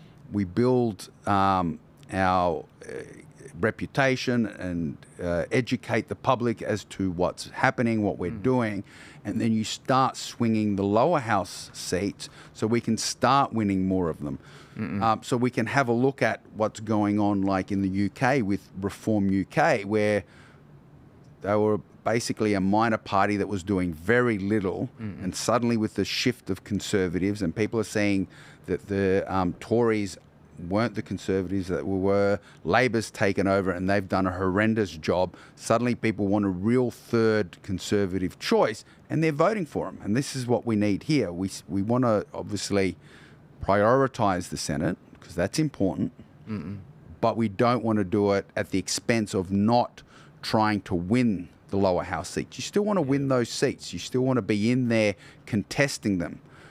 If you don't, that's fine, but you genuinely want to be contesting them, not just sticking names on the ballot. True. I wasn't planning on doing an in-depth thing on this, but for the people listening, if you want to actually get a hold of this map, if you search Joel Jammal, buy me a coffee into Google, the first link is, if you click it, there's a little shop icon at the top, on the top right, shop, and you can literally put your order in for the map. It'll go straight to you. For members, it's discounted. It's $75 for members. And $95 for others, and I'll shoot that off to you. I've still got it is a great map. I do have my own copy at home, which I kind of pull out and have a look at. So yes, yeah. Sorry, Steve, you're going to say it's quite revealing. Well, I was just going to sum it up. The reality is that there's only the Liberal with the cohort of the National or the Labour with Teals and I suppose Greens on the upper house can form government. That's it. Whether it's minority government or whatever, only those two. So the Pauline Hanson, phenomena, they hold power as in the crossbench. That's the reality. That's what we would like to see is like One Nation, Libertarians, and if Jared runs lower house candidates win some of these lower house seats. to such a point that it forces Dutton to choose between Conservatives or the Teals. And hopefully he's smart enough, if he needs to form government and he wants to draw on a third a minor party, that he draws on these right minor parties, because then that will force the party to pull to the right, because that's where the votes are coming from. It'll require him to hold to his traditional Menzies values, but those parties can also hold him to account, because they then become part of the system as well. That's right. Yeah, and looking at the pendulum, in order to form government, I do believe there's 151 seats, guys. Correct. So the half of that is 76. So you need 76 to form government. Albo had about 77, 78. So I'm expecting what's going to happen is he loses a few of those seats, so he becomes below the 76 mark. I believe the Liberal will pick up a few seats, but I believe that the crossbench, being a lot of these independents, Greens, Teals, and some Muslim independents as well, they will actually increase from 16 to around about 20. And that will mean that they take enough seats off Labor so that they don't have a majority, and they take enough, keep Liberal out enough so that they don't get anywhere near 76. So whether it's Liberal or Labor, they're both going to have to negotiate with these crossbenchers. And if the Freedom parties targeted 3 key seats in every state that are the most winnable of these major parties, they could also, forget about getting the balance of power in the Senate, they could also be trying to do that in the lower house and to hold an Albanese or a Dutton government accountable. Which I think they should be doing. But that's not how they're thinking. Unfortunately, that's not how they're thinking. They aren't targeting key seats that can do that. All that they care about is as many seats as possible, get a Senate spot, beat the other Freedom parties to get that 14% for a senator, and then they're laughing. But I do disagree with that strategy. So you're saying that for the Liberals' sake, they should be supporting the Conservative minor parties in the lower house, so that it will they should be displace the Dilate was a good example you used before. She won, and she was an independent, but it was only through preferencing like deals. No, not just Liberals. Like it was a couple of other right independents, the UAP at the time, the Liberal Party. So she happened to just get enough of a higher vote and preferences from the other minor parties that put her above Liberal, and then the Liberal preferences flowed through to her, which then put her above Labor. So again, it is important for the Liberal Party to make sure they are preferencing those Conservative parties that's where as well. I'm heading in a general sense. The state of power, if we emulate that again federally, that would support the coalition to get into power. Yeah, absolutely. Can I ask a question? In the U.S., in the U.K., there was clearly a lot of people upset with the way things were currently going. And they when they found a true principled opposition who was willing to stand up against the blobs in their country, and they turned out in record numbers. And I think in the UK they will turn out in record numbers. Canada it seems like it's going to go away from the globalists. Yeah, Pierre Poilievre. Yep. Why are people not as upset here with the current direction? They are. So like I listened to Matt Barry's speech, which I thought was phenomenal, and I can't understand why that isn't basically sort of the rallying cry for what's happening here. Yeah. And so if it is true that they are upset, then all you need is someone with courage and conviction. Let's say a Liberal Party leader who stands up courageously for Liberal Party values, and you could start sweeping stuff in. They are. I mean, look at the stats, and this is all on the map. The referendum result was a very clear definition between black and white. It was very simple. And the problem is at elections, it's not a choice between two things, black and white. It's a choice between 15 things to 20 things. And the problem is when that happens, think of it as almost like an hourglass. If you've got 20 options with the grains of sand, every vote is a grain of sand. Eventually it all funnels down to 2. And the problem is the more minor parties on the right there are, the more it helps Labor. So when you're left with 2 options, it tends to favour Labor. So Labor in the UK, in Australia, it gets in the low 30s as their primary vote. People saying, I actually want Labor. Though to be fair, the UK is a first past the post, not a preferential system. So it's an entirely different system. So different, but it's closer to our system than the USA. That is correct. In the USA, our lower house is similar to them. Our upper house is similar to the US. That's right. So in Australia, if you look at the two-party preferred count in the last federal election, Labor starts off with at about a 33% primary vote, people saying, I want Labor first.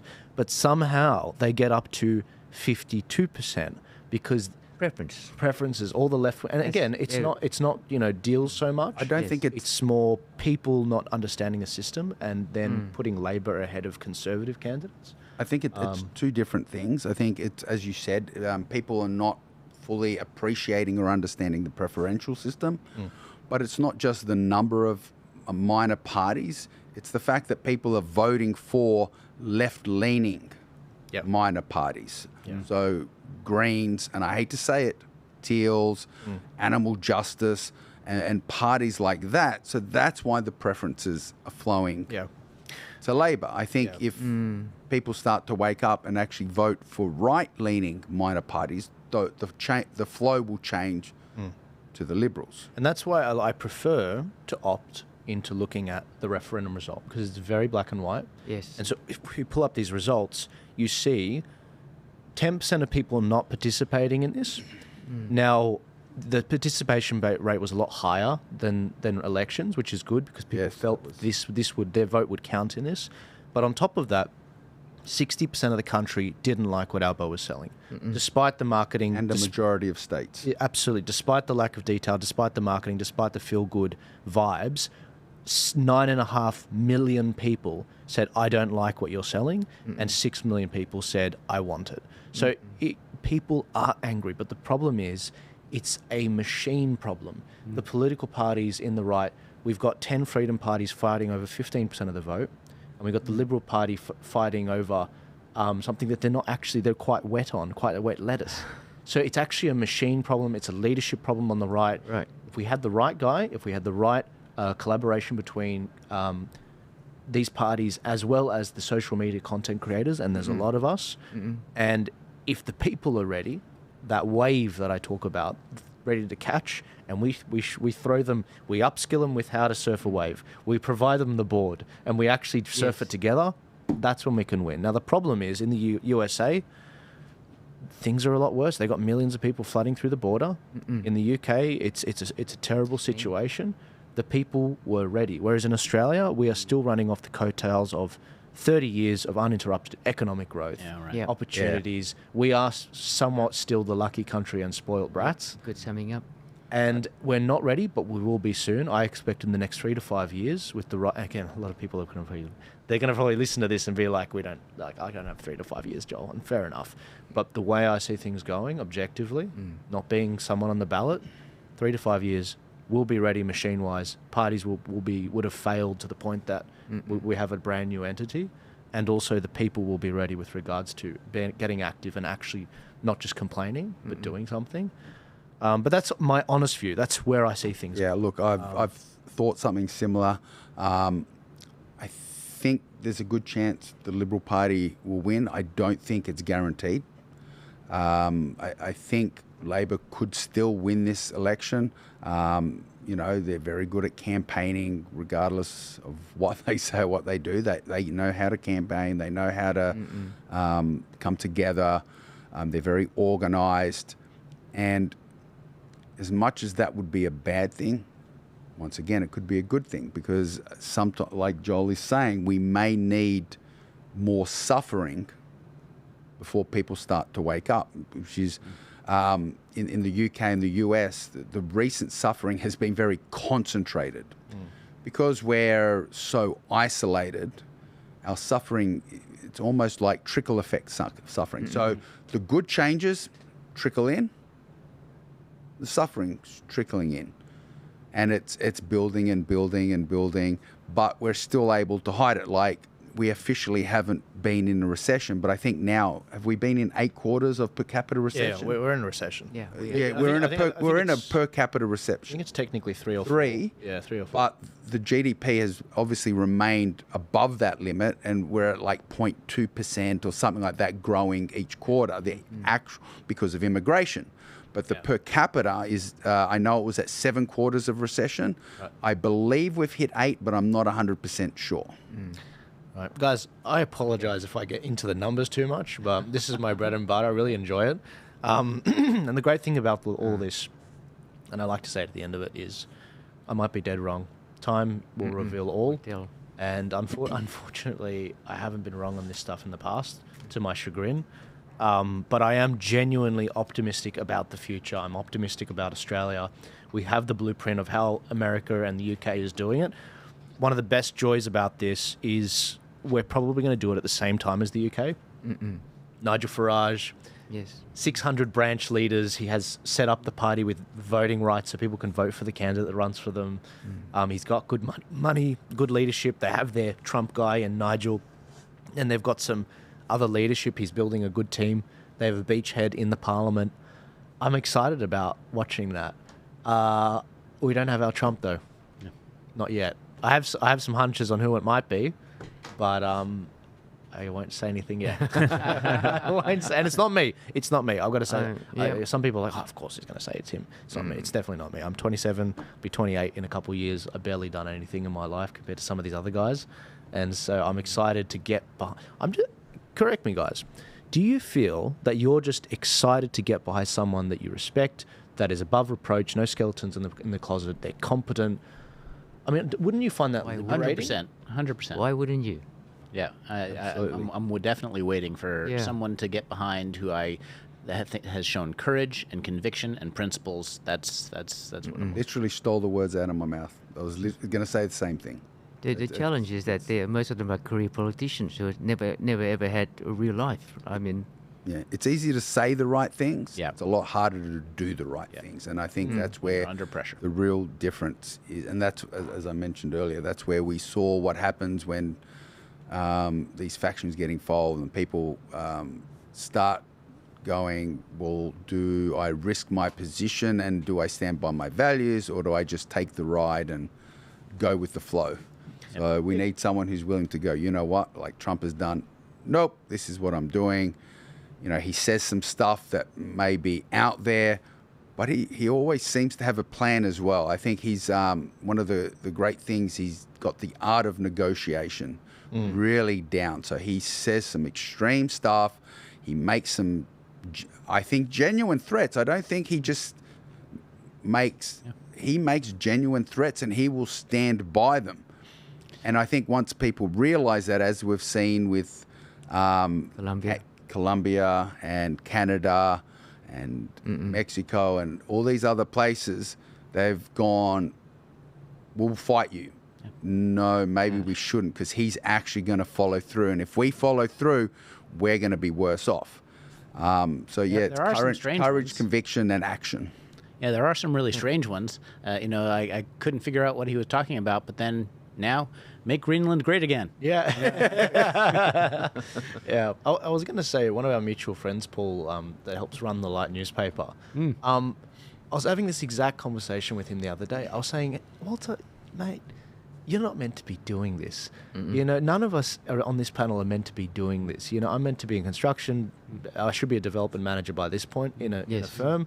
Walter, you're meant to be working on whatever you were meant to be working with regards to science and all of that. You're meant to be just running your gym, maybe franchising it out and getting it out there. You know, the Black Swan COVID event didn't happen. Stevie, you know, you're meant to be fighting bushfires in California right now, bro. Yes. And doing a show while you do it. And that's the problem. The reality. We are begrudgingly in these leadership roles, and people see us as thought leaders in a weird way. I cringe when I say that, but they see us as people with courage to put our opinions out there, no matter what happens. But we shouldn't really be doing this. Other people used to do this, but they got lazy. They became cowards, and they stopped saying what they truly believed. And the guardians of democracy in the media have teamed up with government. They take government subsidies during COVID, and they just toe the government line. So I think that's why you guys agree with me when I say I feel relieved with the idea of a guy coming along and being like, I could get behind that guy. I've talked to some really black-pilled people that have truly given up. They've been in this fight for a couple decades, and they're just ready to give up. And I've said to them, but what if this particular person came along? And I described them, and I said, maybe this particular person, in particular. And they said, mate, I could get off the bench and I could do that. I could get behind that man or that woman. And I'm like, I think so too. And that's, just as the fish rots from the head down, also it can be quite inspiring and encouraging. And I truly do believe a lot of our best soldiers out there, our best samurais per se, warriors, they're sitting on the sideline because they are spent. Right. But it wouldn't take long to reinvigorate that fire and rekindle it. And so I'm actually very optimistic about where things are in the future, but it will be an aligning of the stars when it happens. Yeah, so it sounds like you've got some kind of crystal ball there. Sounds like you know something we don't know on the political scenario. It's patterns. It's patterns. Yeah, so I truly believe it's patterns. We're looking for a Jesus Christ kind of stuff here. We're looking for a savior. quite. I'd never Is that tell what you're people. saying? I would never tell people to look for a savior because Jesus Christ already came. He He's was coming your a second savior. time, by the He's way. going to come again. Yeah, that's right. He's going to visit again. Yes. But I don't. I tell you what it is. I believe, being a Christian, that there is a God up there, and I believe that He gives you just enough of what you need in order to succeed against your enemies and His enemies. And I see what He's done in other countries that are further down this book and this story, and I see the symptoms here, and I'm like, oh, we're the US in 2017, or we're the UK in 2018. I see this, and I see this pattern. Yep. And I'm like, oh, well, that means we're on track for the next election cycle at this point. But in order to do that, we need this, and this to bake this cake. And we need these ingredients, and we need this person, and we need this party infrastructure, and people have to psychologically be trained and ready. And that's what I see. And I'm like, well, it's roughly 3 to 5 years. Okay.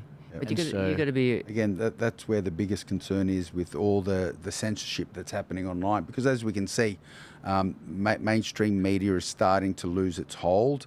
The knowledge and information is starting to spread through social media. People are becoming educated. And I think that's one of the biggest things we need to do is educate the general public.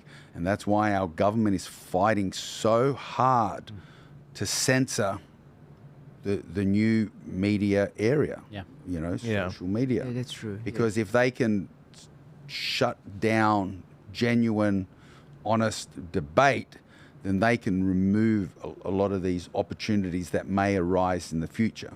Yep.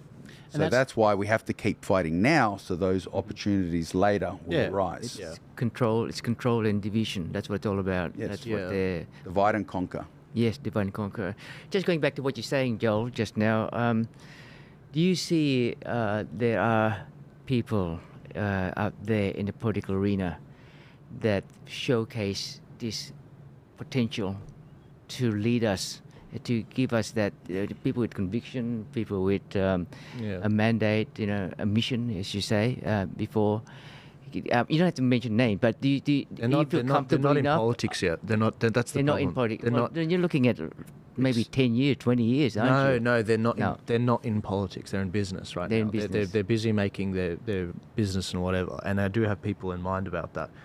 But they won't have the political expertise. They're not meant to. Yes. And this is the thing. In order to bake this cake, you need a few different things. The first thing is you need the right leader to articulate the message that can speak to the Australian spirit, basically, and has the solutions And connect to do with that. the Australians, yes. That's right. Now, in terms of the other thing, he needs to be able to convert that energy and that clout that he builds with an audience and connects with the Aussie people into a machine, being the political party, being membership, branches. Why do you have branches? So people feel invested when they vote for the candidate that runs for them. Now, if once you have that, on top of that, that goes complementarily with a newspaper, people online. And so that's stuff we're building right now, actively building right now. And of course, you need competent people to run these things as well that are trustworthy, above reproach, which, then there's plenty of them out there. Yep. which would get behind a good person. And there's other things that would line up as well. You need the Aussie people to suffer a little bit more, and it's a terrible thing to say. Okay. But if you compare Australia to America, America has millions of people streaming in. Our vote counts more than their vote in terms of the security of the vote. Yes. And if you look at their just their living standards and everything, Australia is far better, but things will get worse in Australia, unfortunately. And when that happens, people will actually be ready for an answer, just like they are with Reform UK polling above Labor in the UK. The Reform Party has the highest young vote second to Labor, which is unheard of. So also you need the conditions of the people there being ready. Yes. And then the last thing Condition. is, The condition under suffering. Suffering brings about change. that's right. That's A right. desire for change. And so that's something you can't control out of the 5 or 6 things. You can build the infrastructure. You can build the media. When I say infrastructure, I mean ballot harvesting, campaign strategies, a whole bunch of tools which I won't say now, but everything that we work on. But the key to all of this is at some point, just like Dutton articulates the Liberal points and just like Albo articulates the Labor points, you need someone to articulate it. That's tough. That can take on the media. That can best present solutions to the Aussie people and speak to the Aussie spirit that we've lost. And once that shows up, you'll be surprised how everything falls into line behind that guy. And so that's the equation I've seen around the world with right-wing leaders, that like Pierre Poilievre. Yes. The Conservative Party in Canada, they had an open plebiscite because they had, at the time, they had 500,000 members. They all voted, we want this guy. And they actually do respect the vote of the members. They picked him, he was the most competent. And look at how things have shifted against Trudeau. And he's basically out the door now. The door, yes. Now, the problem is, in America, what did they have? They had an open primary. Yes. They got Donald Trump elected through 2016. You know, the Democrat Party was closed to an open primary. The superdelegates shafted Bernie Sanders versus... And I was upset because I was one of those guys cheering Bernie on. Right. But they shafted him, whereas on the Republican side, it was still just open. Maybe it wouldn't have been open in an election, but it was just open. Trump smashed 18 candidates, got in, spoke to the people, didn't talk to the big donor class, and he just smashed it, and he somehow won by the grace of God, by some miracle, by 50,000 votes in a few key states. Yes. The problem in the UK, being a parliamentary democracy like us and very similar, is they closed the doors, like is happening right now, to Nigel joining the Conservative Party. They would never have let him go through the ranks. So unfortunately, he literally has to build his own machine through media on GB News, through the Reform Party getting 200,000 members. So he's had to go the long route, which is unfortunate. Our solution will look a lot more similar to that than what happened in Canada and Trump. New Zealand's a different story. They kind of have a bit of success right now, but not fully. You know, the Conservative Party had to form a coalition with the ACT Party, the Libertarians, as well as the Winston Peters from New Zealand First. So that's a lot better. For example, they rolled back Candace Owens' visa ban. You know, which is better than what we have here. Obviously, This is coming to Australia, by the way. That's right. And Yeehaw. And by the way, the update, I'll give an update on that later. Yes. But do you see how, I know it can come across as arrogant to the viewers that are listening, but being someone that ponders this and looks at the formula for success overseas, you're like, oh, we need these things. Well, it makes sense. Like a lot of the qualities you talked about were in Trump. Like when he came to the scene, he obviously was very good with media. I mean, hey, he'd been on TV for many years. He's a very effective businessman. He understands the economic impact of everything, but he lacked, obviously, that political know-how. And obviously his first term was very good, but I think his first term was a learning term. He really had to get in there. I mean, I don't think he really understood rhinos. He didn't understand the influence that was coming from these other organizations which were influencing a lot of what he was trying to do. So he gained a lot of experience and knowledge so that by this election, he was able to take the qualities that got him elected the first time with the experience and the political know-how that he gained, not just through the 4 years that he was elected, but the 4 years that he wasn't elected, and then put it all together in this current term as well. So, a lot of those qualities you talked about are exemplified in that situation. So hopefully we can have something similar to that here. Yeah. I mean, the challenge for him is that to make it perpetual. In other words, after he finished 4 years, he should have a succession plan to keep the Republicans in Congress. Well, I think so. Yeah. Well, he's built looking good. Yeah, and he's built an amazing team. And this is why I often say, look, as much as you do need the guy to articulate the message and to have a head for this whole thing, you do also need long-term planning. So he got in this time because he built a coalition. He got all these former Democrats, RFK, he's got Kennedy, Gabbard, Vivek, Elon. He built a team. Turning Point USA, to their credit, Charlie Kirk did a phenomenal job building the infrastructure to target the 7 swing seats. You had Steve Bannon, with the precinct, the precinct tactic, basically, or project, where they targeted things at a local level, essentially, and they had a lot of these branches. And then, of course, Elon going after the swing states as well, and he won all 7 swing states. That, my friend, is not happening here yet enough, and that's why I know that we're not ready, but we will be ready. So I'm trying to deal with some things that are within our control, that I can deal with, but eventually things will line up so that we tick all of these boxes, and we can actually get the country. And that's why I'm actually so optimistic, because I do see these things. It's sort of like loading bars. I see them at different percentages. Yes. And I really keep my ear to the pavement to keep track of them, where they're at. And so I'm genuinely optimistic. It doesn't mean that you shouldn't fight elections. These elections are critical to stem the bleeding. But we will push all of this filth back. We will. Just like and it'll be as satisfying as waking up every day and seeing Trump signing all these bills. And you'll have a smile like that on your face. Yes. And so that's why I'm so optimistic, and I get up every day, because I'm very excited about where things are going. So yeah. I share your sentiment, actually. Yeah, man. You know what? Sorry, can I just say? You know what it's like? It's like when you take a ball and you put it underwater. Yep. And the lower it goes, the higher it shoots. Okay. It's a bit like a pendulum. It swings hard the other way. Oh yeah. Yeah. Yeah. Anyways. But as you say, we've got to suffer first. Yeah. Before we get better. Unfortunately. So we can appreciate it better. That's right. The worst thing is complacency, and that's unfortunately why the lucky country's gone the way it has.